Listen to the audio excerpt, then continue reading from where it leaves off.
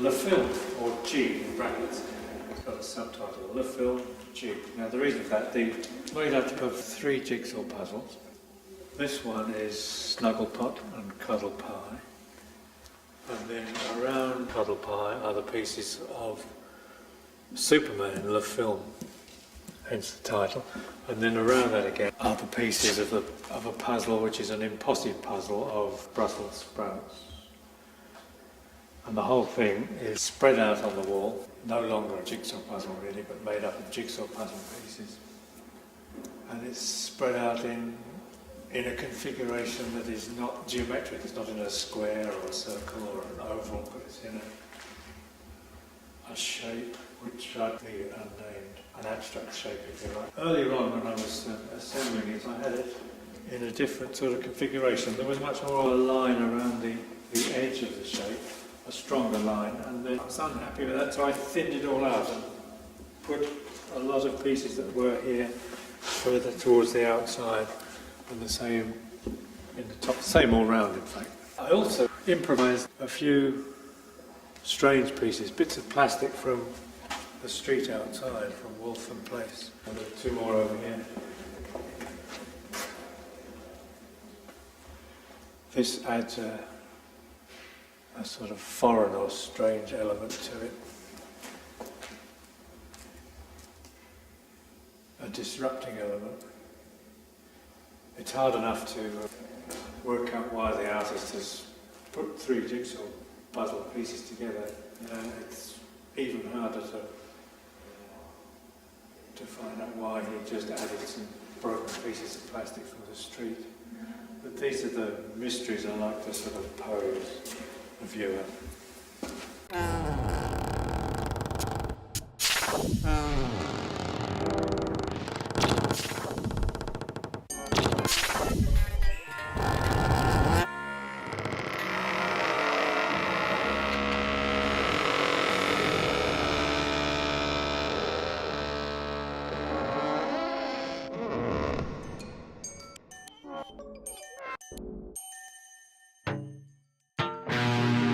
This one's called Clock. It was made in 1988, and it is 15 identical, almost identical pieces of hardboard or masonite, which have been very thinly painted with a wash of white acrylic paint. And the paint being so thin, the colour of the board is showing through, so it has a tone which is actually a few steps darker than the pure white of the wall behind.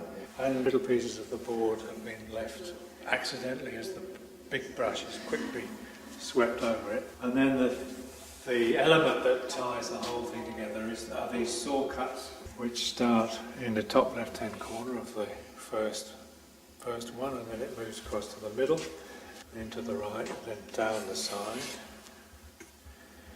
And altogether there are 15 cuts. It revolves around the rectangle like a clock, hence the title, and ends up where it started. That's the last one, and then it starts again like the first one and the second one and the third. That's 13, 14, 15. There's a good example of one of the little shapes of board showing behind the paint.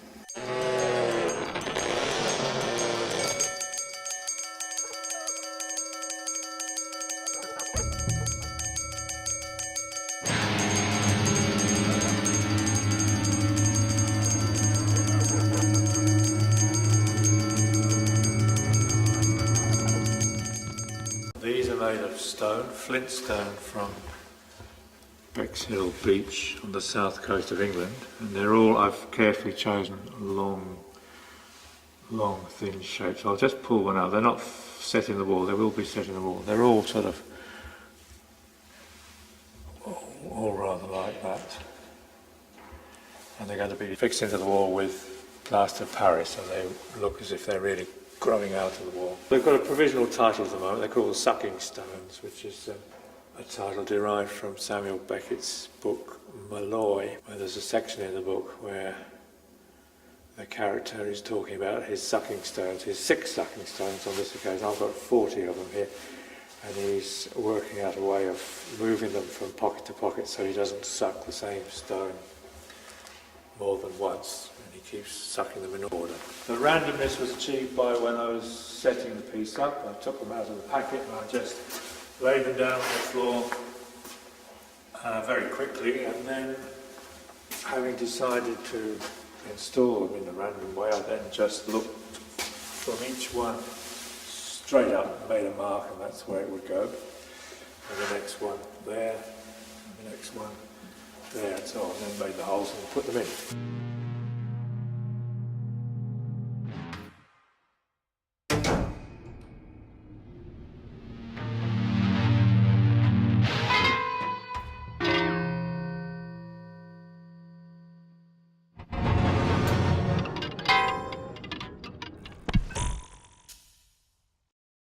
This piece hasn't yet got a title. It's made from a broken wheel cover off a car that's come off a car and landed in an intersection. It's been run over by many cars and trucks and smashed into many pieces, which I salvaged. It's almost the whole wheel cover. They're just set away from the wall on a screw, and each one is placed in such a way that it sort of makes an interesting arrangement, but a very formal straight line. The lighting of this is quite crucial. It makes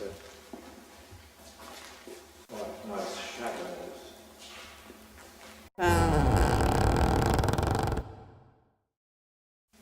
This one is called History Book Heroes. That's another work. That's a self-portrait from 1988.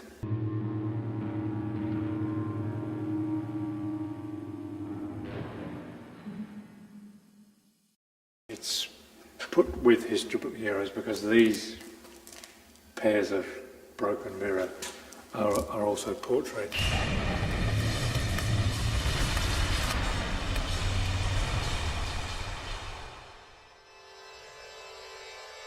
Those names were the names of Australians that I could think of. Graham Bell, the jazz band leader, Jack Brabham, the motor racing star, Wilfrid Burchett, the journalist, Gary Catalano, poet and critic, Peter Finch, actor, Robert Helpman, Robert Hughes, art critic, Barry Humphries, Ned Kelly, Philip Knightley, journalist, Killer Kowalski, wrestler, Kylie Minogue, actress, cabaret artist, John Newcombe, tennis player, Sidney Nolan, Banjo Patterson, John Pilger, Chips Rafferty, Tony Roach, Joan Sutherland, Albert Tucker, Patrick White. And here they all are, represented by pieces of broken mirror showing their eyes.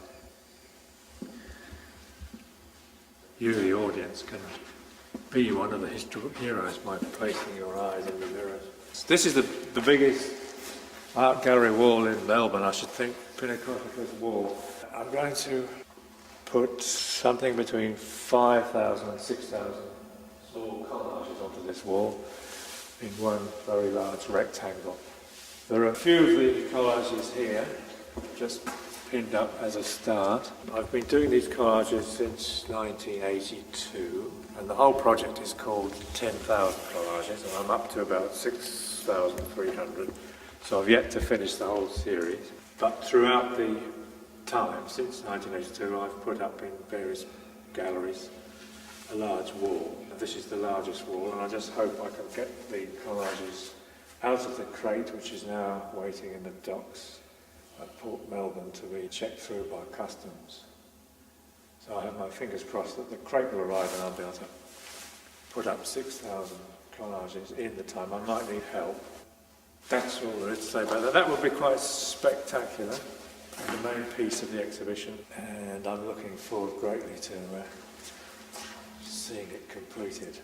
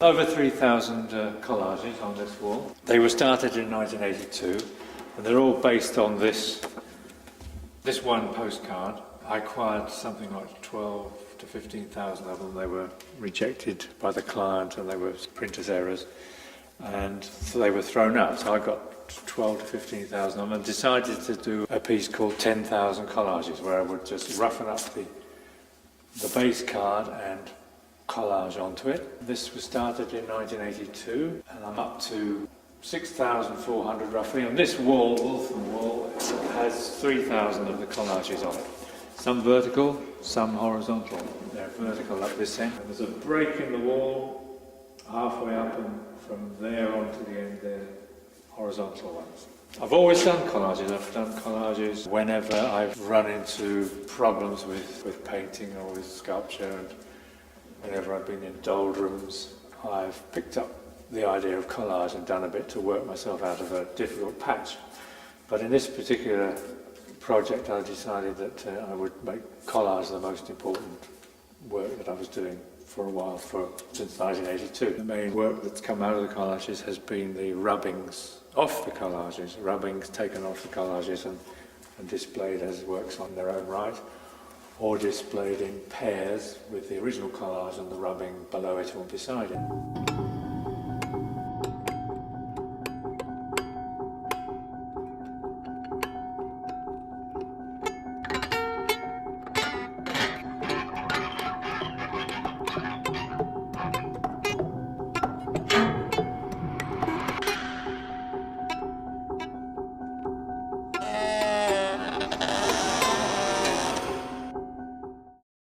These are rubbings taken from the collages, and by doing this I can eliminate the images altogether and just get the abstract arrangement of cut pieces of paper. There's quite a large wall piece of rubbings here, and over on the other corner there's a smaller arrangement of rubbings where I've done just vertical ones. Back to this one again, there's a random mixture of vertical ones and horizontal ones.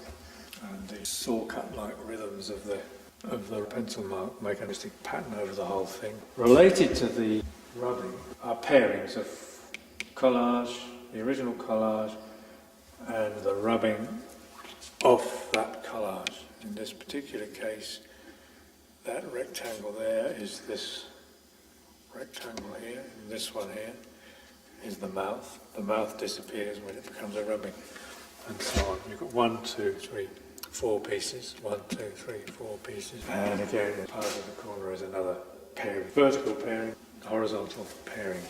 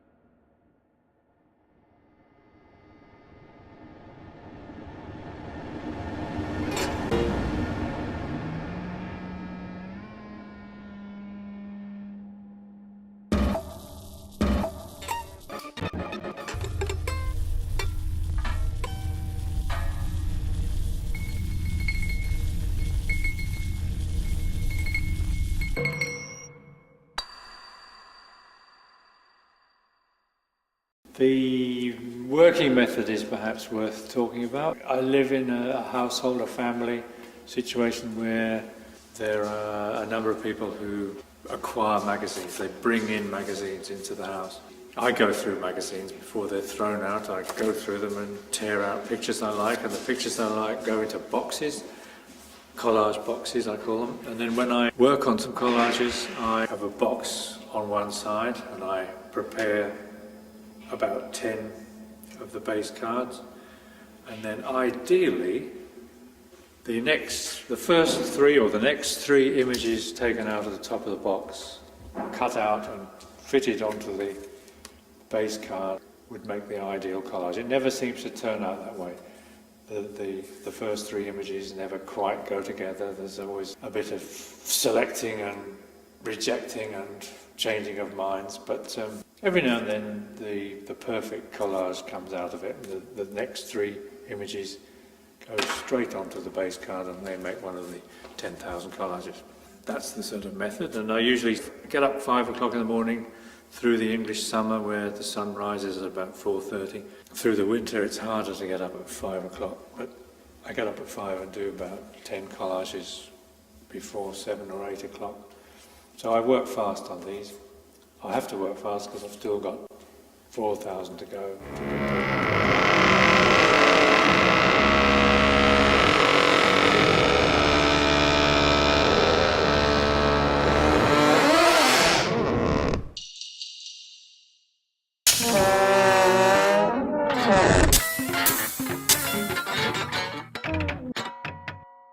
This Waltham wall, done especially for Pinacotheca Gallery, which is in Waltham Place, hence the title Waltham Wall, has about 3,000 collages in it. I've done a number of wall pieces similar to this in the past, but this is the biggest one I've ever done. I've done ones between 1,000 and 2,000 collages, and I've done smaller ones on much smaller walls. A sort of slightly interesting and commercial aspect of the collages is that if someone chooses one and wants to buy it, say that one, they can come to the person who's looking after the gallery, and it'll be carefully taken off the wall, put in a white envelope. The customer parts with the money and they take the collage away, and then this gap is replaced and another collage is put in its place. So the wall remains intact. At the same time, collages are being sold off the wall, which is a nice sort of commercial idea. There are a set of 5 objects.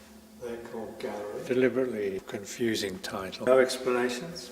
Those are the selected objects. 5 groups of 5, 25. Numbers intrigue me. 10,000 collages. I've done works in the past with titles which have numbers. Polynesian 100, 1,000 drawings, 25 galleries and groups of 5.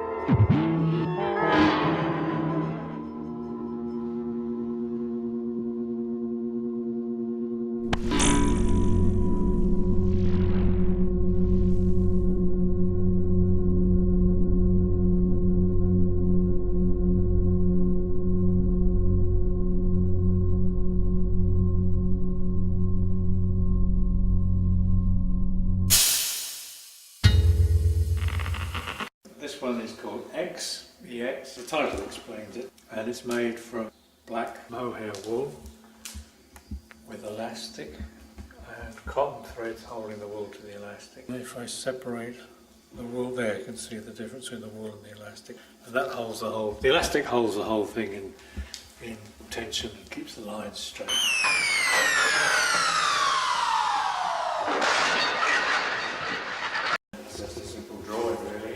Related to a dry point line which is cut into the metal plate directly and produces a burr which gives a fuzzy edge when the line is printed.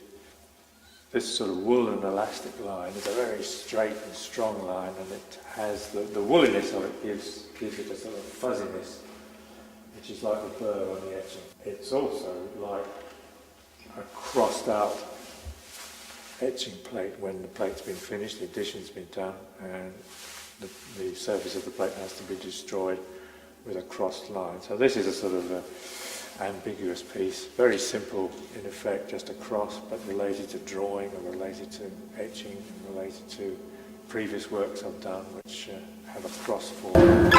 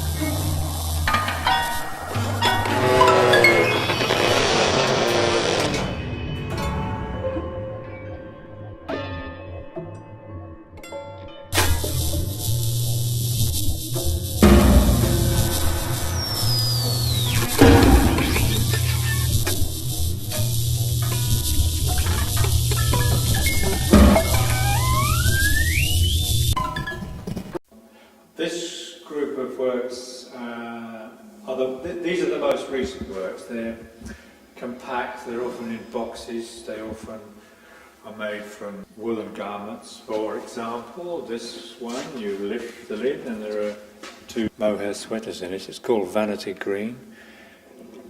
It's an old box, but it's new mohair sweaters. The box has lost its handle and it's got these things which are handy for flicking it up. The one next to it is a bookwork. It's a collection of Len Dayton's Only When I Laugh paperbacks.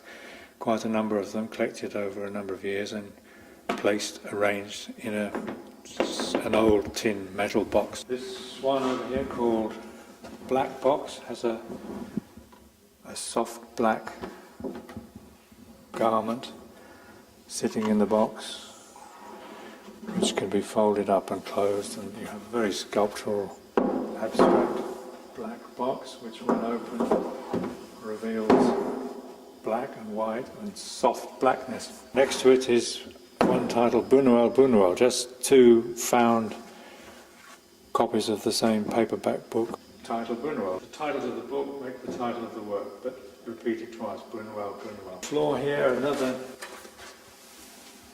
mohair sweater work.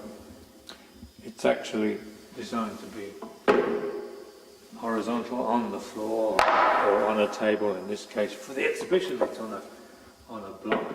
It's a framed, constrained, folded woolen sweater. Next to it is a plastic container, an intriguing way of lifting the lid off, and in there are two very soft white Angora sweaters.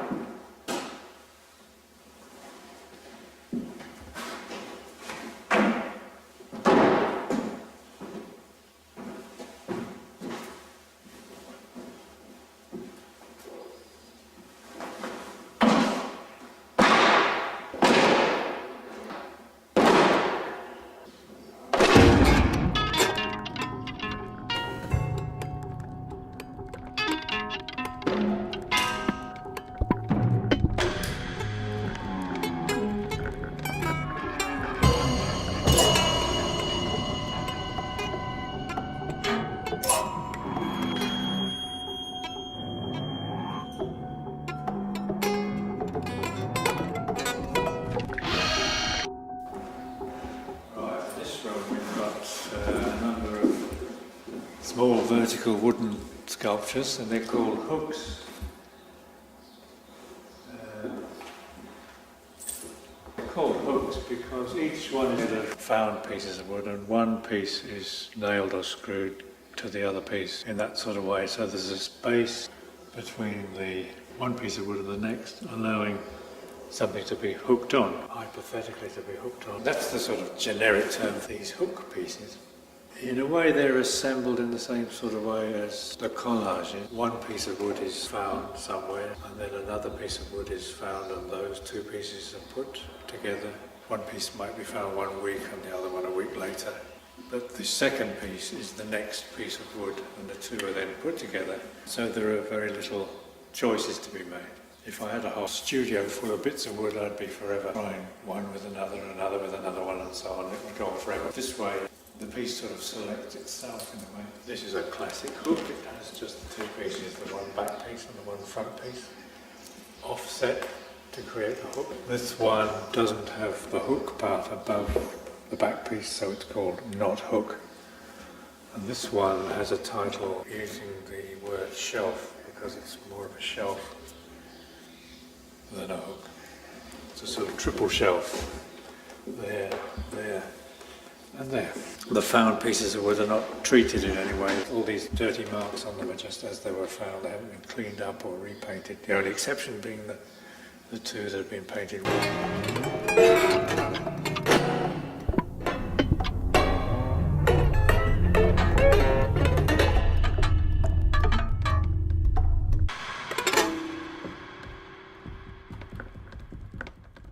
Here we've got, for the exhibition, various reference books, price lists and things to do with Pinacotheca. There's a print for sale. So the limited edition artist books, they are books of the collages. They show prints of the collages, mostly in black and white. There are some in colour. There's a colour one coming up. No, there isn't. I'm wrong. There was a colour one. These are in edition of 4 and signed 1, 2, 3, 4, and there are others. There are quite a number of these. And over on the far end of the bench are some different sorts of artist books. These are what I call road print books. They're unique books. There's just one off each, and they're made up of found pieces of paper, some folded like this one to each page. Found in the streets of South London. I call them road print books because this is a good example. They've undergone a printing process. The paper, whatever it is, an old bus ticket or a scrap of a receipt or something, has been dampened by the weather. It's picked up pigment from the atmosphere and it's gone through a sort of printing press process by being run over by a truck or a car. Some of them have been torn to bits, but then rescued and stuck on paper, page after page.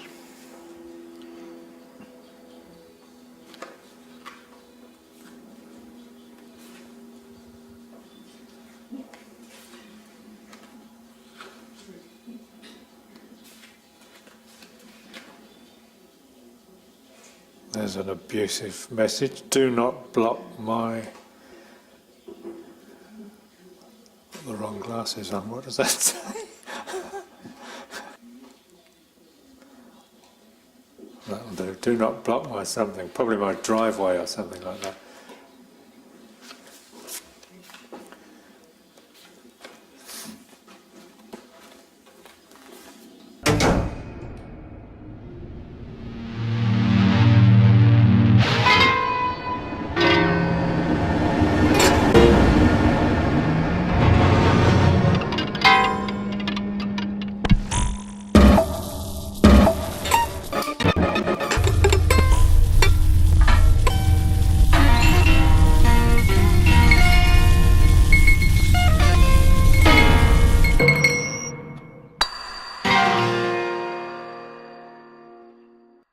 Called Dada Heads. It's not for sale. I'm still working on it. There's a basic head shape: nose, mouth, chin, back of the head, and a piece of hair and a forelock. But within each head is a different configuration of parts. As you look at each one, you'll realise that you've got the same head shape. It might be one way or it might be the other way, but in the middle of it is a strange configuration of lines and tones and light pieces. And this is arrived at by taking photocopies. These are just framed collages, the same from the series.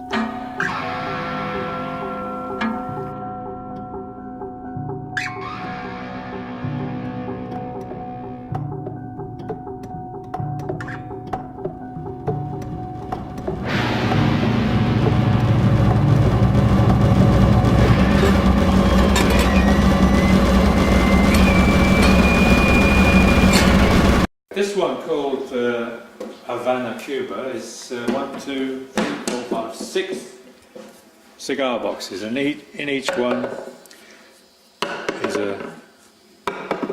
I'll open them all before I say anything because the sound of it is intriguing.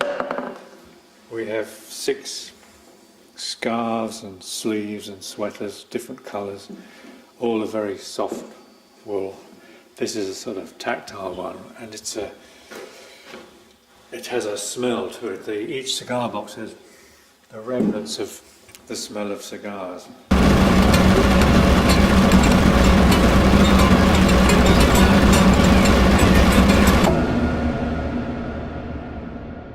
Came from England in 1964 and lived in Melbourne for those 10 years. I had 1 year in New Zealand, that was 73 or 74, and then went back to England in 74, 75. Richard and I worked together at Elam School of Art, Auckland University.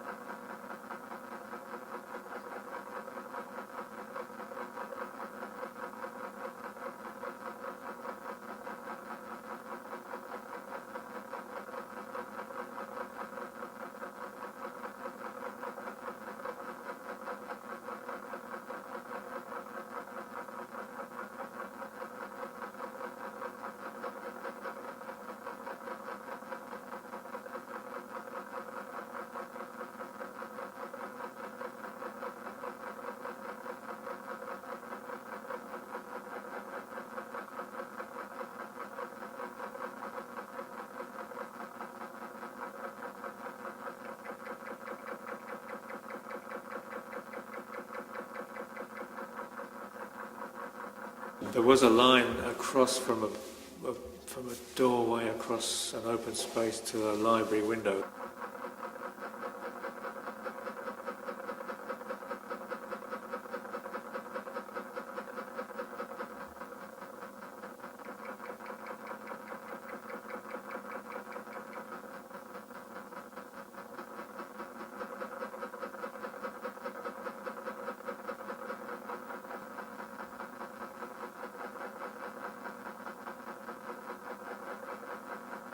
I was a set painter, not a designer in Australia. I worked for Channel 9, Channel O, ABC and a bit for Melbourne Theatre Company. I learnt a lot about painting. I think I learnt more working for Melbourne television companies, set painting, than I learnt at art school. It's pressure work and youthful work. Straight after art school I did a teaching job in a girls' school in England. When I came to Australia I was about 24 years old because it cost £10. Assisted passage scheme. I had a friend who was Australian, who was a student with me. He was living in London. He was a good friend. He was very keen to return to Australia. He would sort of tell me about Australia. We'd go and see films about Australia. We'd look at books about Australia, and I thought, hey, this looks a good place. So I came back and stayed for 10 years. Had a really good time. The gap of 30 years is a mistake. I should have kept in touch more. I feel quite sorry that I didn't correspond more with the artists that I'd known in the 60s and 70s. But I'm picking up with these relationships and meeting them all again, and they're pretty well just the same. Some of them look a bit older, some of them look just the same. The ones who've moved to the country, I've noticed, all look very fit and healthy. Just being in Australia and having a certain determination to be free with what I did and just to do what I wanted to do, it was a strong feeling of freedom for artists to do what they want to do. And that was really nice, and there were lots of people with the same frame of mind and encouraging, and there were people like Bruce Pollard with his gallery here, Frank Waters in Sydney, James Doolin, who came from America. He was an artist and he taught at Brand Tech with me for a while. Met artists there like Jim Doolin, Robin Wallace Crabb was there, Virginia Coventry. There were lots of personal things happening in my life when I returned to England. I carried on making art in a more modest way, perhaps less adventurous. There's a slight sort of stifling atmosphere in England, I think, and so that would indicate an interest or a yearning to come back here again, which I didn't do for 30 years. But I did send exhibitions for for at least 10 years, was in Sydney and a few here to group shows and that sort of thing.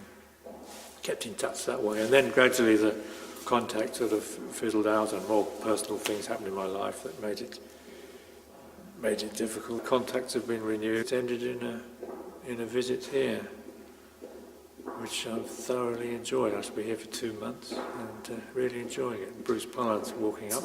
Hello, Bruce. You remember Nicholas? Yeah, no, we've met a long time ago. Mishes out in the sun. Yeah. If you see any strange people wandering around asking what they're doing, and if you see a strange cat, that's even more important. Another cat. Yeah, it's no longer in the street. There's one who rushes in, tomcat and sprays, and the stink lasts a long time. I've noticed in that, you know that grey armchair over there? That's right. Stinks of... That's got down. Yeah. It's a strange... So the door's open?